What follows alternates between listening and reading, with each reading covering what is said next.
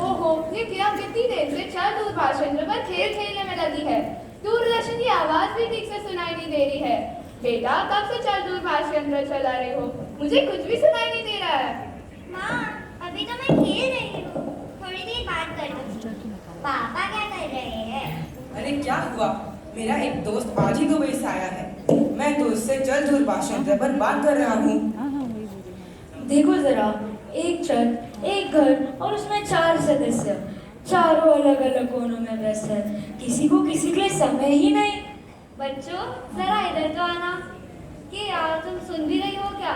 हाँ दादी, आती हूँ।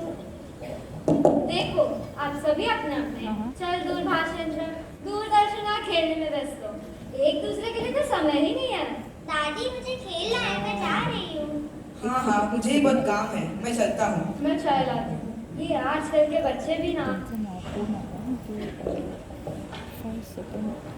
थर्ड फोर्थला कॅम्प पोस्टपोन करायचा का? कारण सगळ्यांची स्कूल आणि हे चालू ना.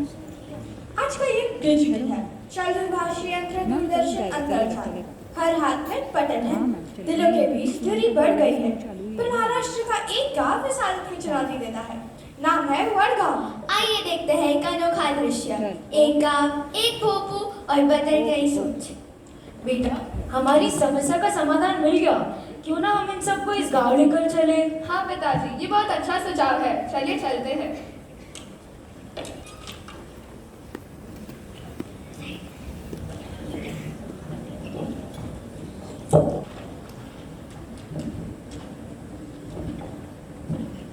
नमस्कार सरपंच जी। आपने फोन पर बताया था आपकी परेशानी के बारे में। हाँ, इसलिए तो मैं इन सबको याद आया हूँ, समस्या का समाधान ढूंढने। हाँ, मैं समाधान के बारे में जानने के लिए उत्सुक हूँ। अरे जरा सा तो सब्र कर, हमेशा ही इतनी उत्सुक रहती है।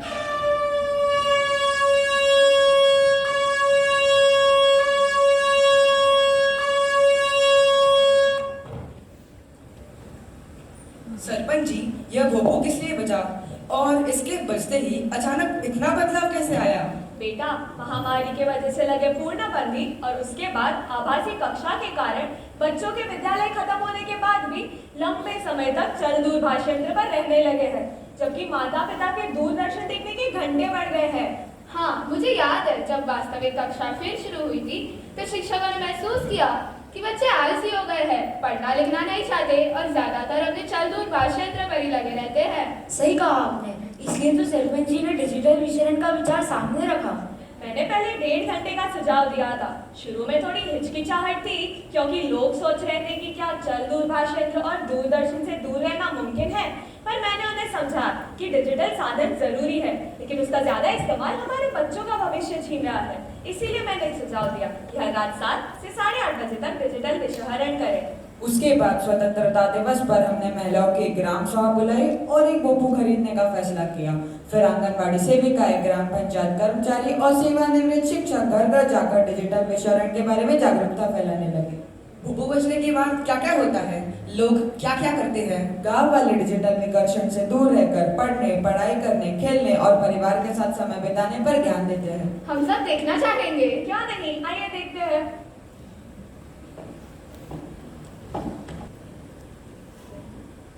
यहाँ दादी जी कुछ बच्चों को कहानियां सुना रही है। आइए आगे चलते हैं।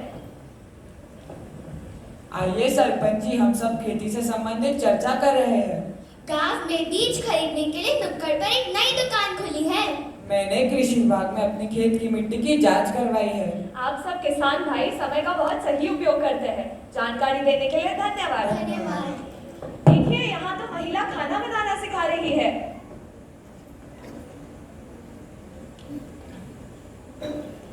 देखो तो, वहाँ कुछ बच्चे खेल रहे हैं। उत्कर्ष, आपने देखा क्या? हाँ, वह बच्चे तो हमारे जमाने के खेल खेल रहे हैं। हाँ, आश्चर्य है कि आज के जमाने में बच्चे मिट्टी से जुड़े हुए हैं और इसमें भी आनंद लेते हैं। हमारे वडगांव में हर रात 7 बजे एक भोपू बजता है, जो चल दूरभाषण, दूरदर्शन और दूसरे यंत्र बंद करने का संकेत देता है। फिर इस तरह के क्रियाकलाप किए जाते हैं और 8:30 बजे दूसरा भोपू बजता है, जो यह समय खत्म होने का संकेत देता है। वाह, यह तो बहुत ही अच्छा उपाय है। आपका बहुत बहुत धन्यवाद कि आपने हमसे साझा किया। हाँ दादाजी, आपका भी शुक्रिया। आज से हम भी घर पर डिजिटल विषयहरण करने का प्रयास करेंगे। अगर बच्चों और परिवार का भला है तो हम भी दूरदर्शन पर धारावाहिक देखना छोड़ देंगे, यह देखने के लिए कि यह लागू हो रहा है या नहीं। हम सब एक दूसरे को प्रेरित करेंगे। धन्यवाद सरपंच जी, हम चलते हैं। धन्यवाद।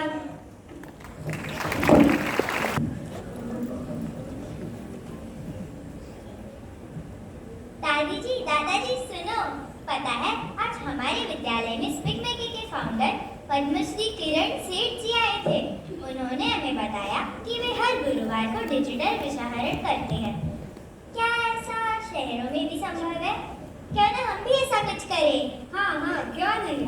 आइए पिताजी, मैं आपको अपनी दिनचर्या बताता हूँ। आओ हम शतरंज या सांप सीढ़ी भी खेलते हैं।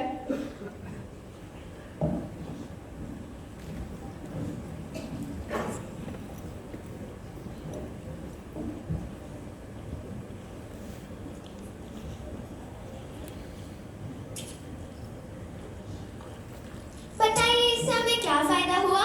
मैं बताती हूँ। इससे बच्चों की एकाग्रता बढ़ी, अनुशासन बढ़ा और रिश्ते मजबूत हुए। हम लोग परिवार से ज्यादा बातचीत कर पाते हैं और महिलाओं को दूसरी गतिविधियों के लिए समय मिलता है। हाँ, अब परिवार के सदस्य इस समय अखबार पढ़ते हैं, खेती पर चर्चा करते हैं और बच्चों के साथ बातें करते हैं। ये तो एक नई शुरुआत है। वडगांव ने हमें ये सिखाया कि डिजिटल दुनिया से दूर जाना नहीं बल्कि संतुलन बनाना जरूरी है। तो आइए आज मानला परिवार के सभी सदस्य प्रण लें कि हर गुरुवार रात 7 से 8:30 बजे डिजिटल विषयहरण के अभियान में भाग लेकर उसको सार्थक करेंगे, जिसके लिए आपको NPS ऐप पर सूचित किया जाएगा। डिजिटल विषयहरण अपनाओ, कम पढ़ाई, ज्यादा जीवन, परिवार जोड़ो।